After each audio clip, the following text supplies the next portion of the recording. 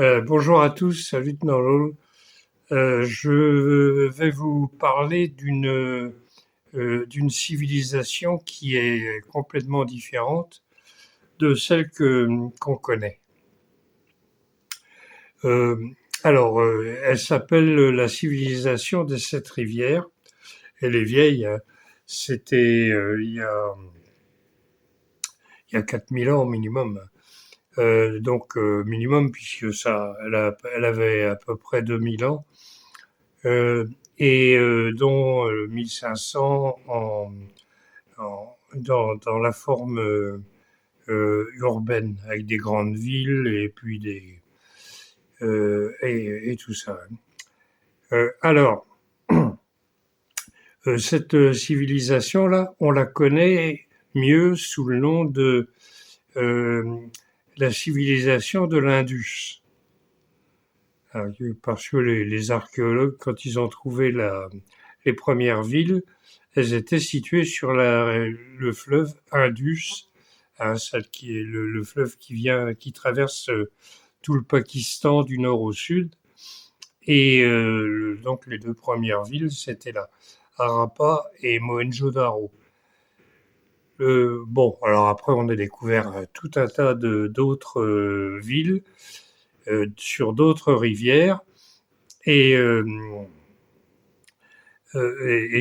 c'est pour ça il faut l'appeler la civilisation de l'Indus. Oui, si vous voulez, c'est plus facile à dire et c'est plus rapide, mais c'est pas juste, hein, puisque la vraie, son vrai nom, c'était Sapta Sindhu, ça veut dire sept rivières, hein. Voilà. J'ai fait un bouquin, euh, voilà, c'est celui-là, La civilisation des sept rivières. Je ne sais pas si vous allez le lire là. Euh, donc euh, voilà, il est disponible partout. C'est tout simple, hein. Je tenais alors je vais vous expliquer assez rapidement.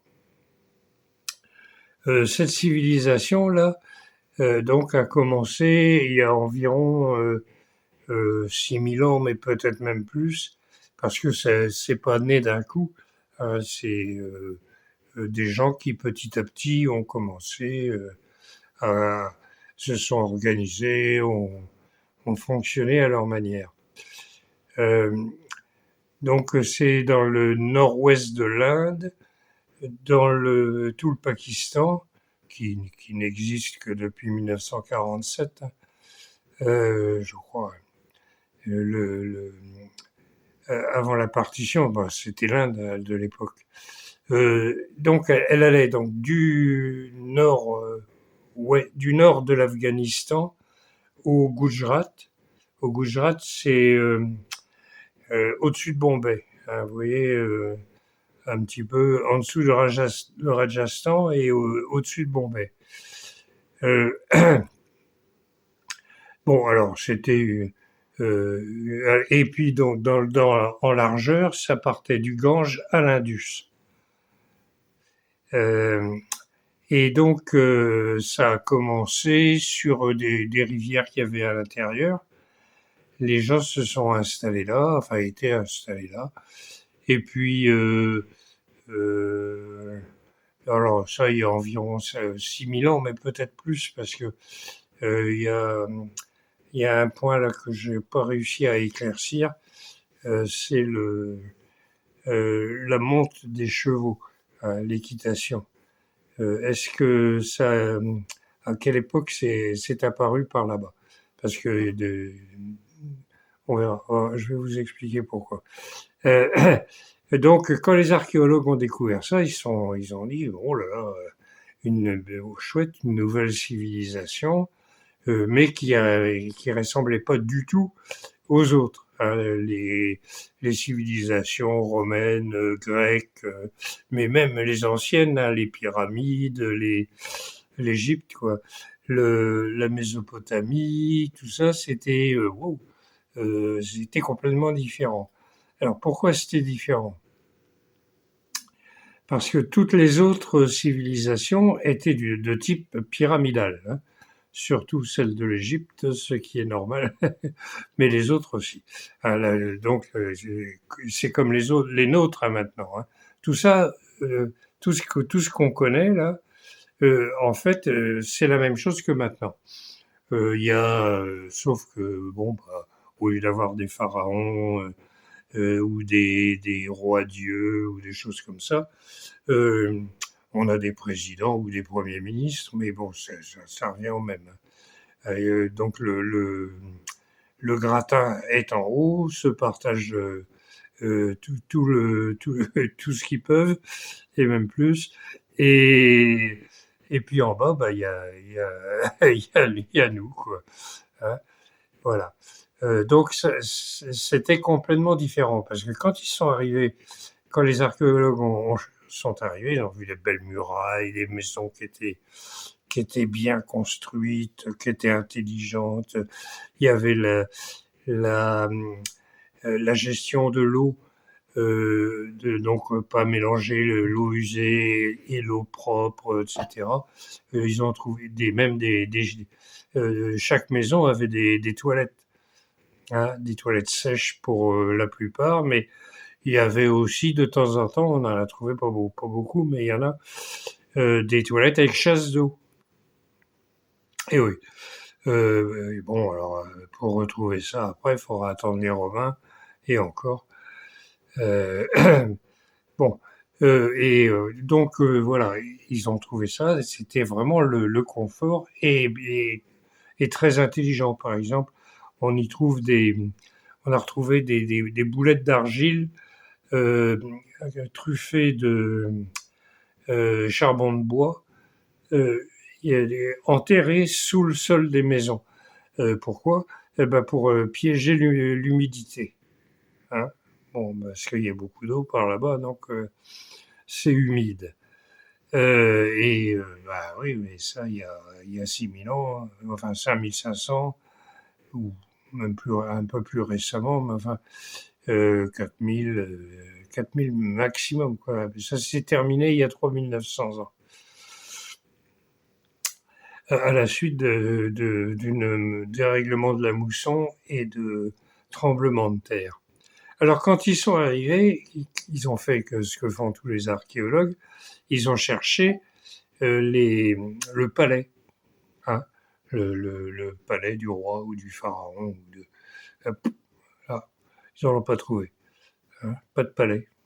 Alors ils se disaient, bon, bah, où habitait le chef, quoi. Bah, on ne sait pas. Et on ne sait pas. Il n'y a pas d'étalage de richesse, rien du tout. Euh, Toutes les maisons sont très confortables, intelligentes et tout.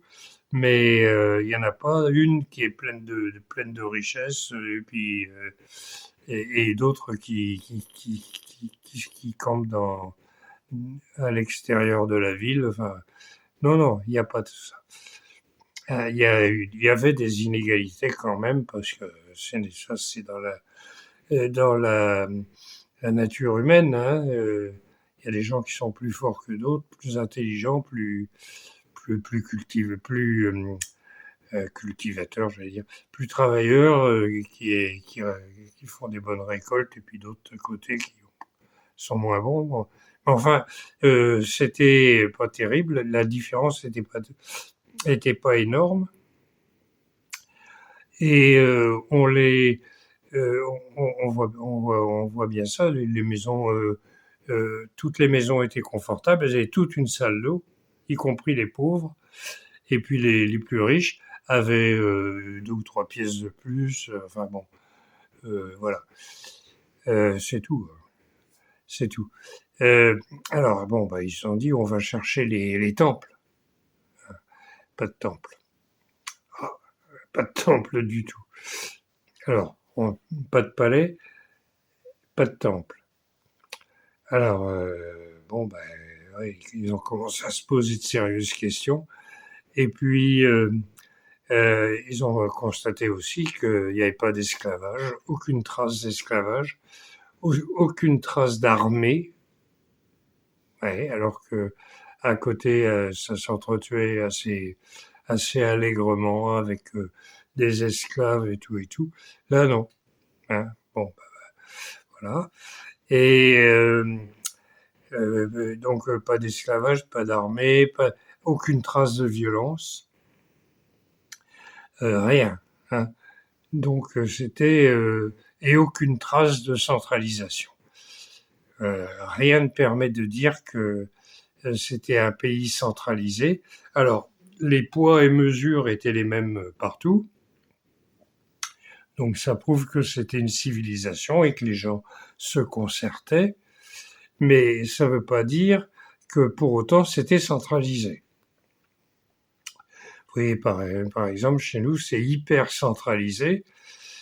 Et pourquoi? Parce que si on veut dominer les autres, il faut centraliser. Demandez à nos candidats aux élections, là, aux présidentielles, ils sont tous pareils, ils sont tous d'accord avec ça. Hein. Centralisation à fond. Bon, de temps en temps, ils parlent de régionalisation, mais enfin, on sait bien que c'est complètement bidon. Euh, donc, cette civilisation n'était pas centralisée. Il n'y avait probablement pas un grand roi pour l'ensemble du pays. Et tout le monde s'entendait bien, sans la moindre trace de violence. Alors bon, là, les archéologues, ils se posent des questions et ils continuent de se les poser.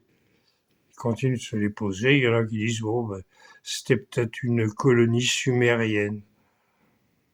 Je vois pas en quoi ça pouvait être une colonie sumérienne. Ah oui, au fait, cette civilisation avait des, des, des contacts partout et euh, exportait beaucoup ses produits, l'artisanat, les récoltes hein, aussi, parce que ça marchait bien. Et puis comme ils ne se faisaient pas la guerre et qu'ils gaspillaient pas tout leur fric à aller s'entretuer ou chercher des histoires aux voisins ou autre chose, euh, et ben tout le monde se portait bien. Ils avaient des bonnes récoltes, ils avaient des artisans qui produisaient des trucs et tout. C'était pas mal. Hein. On a même des artisans qui fabriquaient des flèches, des pointes de flèches en bronze, mais pour l'exportation. Bon, alors pour essayer de comprendre ça, c'était alors oui, ils avaient une écriture aussi. Une écriture qui était euh, euh, enfin assez raffinée, que personne n'a jamais réussi à décrypter. Parce que c'est des textes très courts, et à mon avis, ça servait surtout aux trucs, aux tâches de la vie ordinaire, hein, pour les exportations. C'était surtout ça, quoi. Des sceaux qu'on imprime sur les jarres, comme ça. Il y en avait, oui, on en a retrouvé beaucoup, et puis partout. Euh, Pas seulement dans, les, dans la civilisation de cette rivière, mais aussi en Mésopotamie, à Bahreïn, enfin bon, un peu partout. Alors, pour comprendre ça, c'était un peu difficile sans texte. Bon, et si on se dit, bon, comment ils ont fait, comment est-ce qu'on va trouver un texte? Eh ben, il suffit de chercher, parce que peut-être qu'on va trouver un texte qui en parle, hein. Mais les archéologues n'ont pas voulu. Hein. Alors, il faut expliquer aussi que comme la plupart des fouilles sont effectuées au Pakistan, qui est une république islamique, s'ils commençaient à regarder les vieux textes indiens, ça allait poser des problèmes. Hein. Le Pakistan et l'Inde, ils peuvent pas se saquer. Voilà. Parce que en fait, il y avait un livre, voilà, et qui s'appelle le Rig Veda, euh, que j'ai traduit. Voilà. Donc, j'espère que vous allez voir l'écriture à l'envers, à l'endroit, parce que moi, je la vois à l'envers. Mais enfin bon. Voilà, je l'ai. Hein, c'est un petit bouquin, 3 fois rien. Euh, et si on étudie le, le Rig Veda tout en s'intéressant à cette civilisation, eh ben on comprend tout plein de choses. On comprend tout plein de choses. Alors d'abord, ça se passait au même endroit et en même temps. Ah, oui, donc on ne peut pas ignorer le bouquin, le Rig Veda, parce que le Rig Veda, c'était quand même la base, c'est toujours d'ailleurs, la base de toute la spiritualité indienne, toutes les religions, que ce soit même le bouddhisme tout le monde se réfère au Rig Veda. C'est le premier livre, hein, c'est le plus ancien du monde. Donc la traduction n'a pas été simple, mais les Bretons sont têtus, c'est bien connu, et donc en insistant un peu lourdement, on y arrive. Donc on a découvert que en fait euh, c'était euh, c'était la même chose. Et donc on a compris aussi pourquoi ça a été cette civilisation-là a été non violente, parce que si vous prenez le Rig Veda, il parle beaucoup de guerre et de combat et de tuer les ennemis, etc. Alors tout ça c'est des métaphores, mais qui reposent aussi quelquefois sur des histoires vraies. Et ce qui permet d'ailleurs de le dater. Il n'y a pas que ça, hein. Il y a les éclipses, il y a des tas de trucs comme ça. Et on voit que on peut voir que avant qu'ils aient une vie pacifique et, et oui, très, très pacifique, hein, 1500 ans sans guerre quand même. Oui, oui, 1500 ans. 1500 ans, c'est ce qui nous sépare de Clovis. Et nous, des guerres, on en a eu en pagaille. Donc là, c'est ils nous décrivent une civilisation qui a connu des guerres, oui, mais longtemps avant, quelques millénaires quand même, hein, euh, et, euh, et qui avait décidé de vivre tout à fait différemment. Alors comment ils fonctionnaient et pourquoi? Eh bien parce que dans leur pratique spirituelle, ils n'avaient pas de temple évidemment, parce que ils faisaient ça dans la nature. Hein, ils avaient leur pratique spirituelle, ils appelaient ça. On a appelé ça un sacrifice parce qu'on y tuait un animal en général. Mais après, ils ont arrêté. Euh, mais bon, c'est pas le bon mot, hein, puisque le mot sanskrit c'est yajna, hein, donc qui veut dire vénérer, chanter les louanges, voilà, un truc dans ce genre-là. Quoi. C'est ça, hein, le bouquin là, c'est 1028 hymnes, hop, pardon, 1028 hymnes euh, de louanges, des chants de louanges adressés à des dieux. J'en profite pendant que je l'ai dans les mains. Hop, voilà.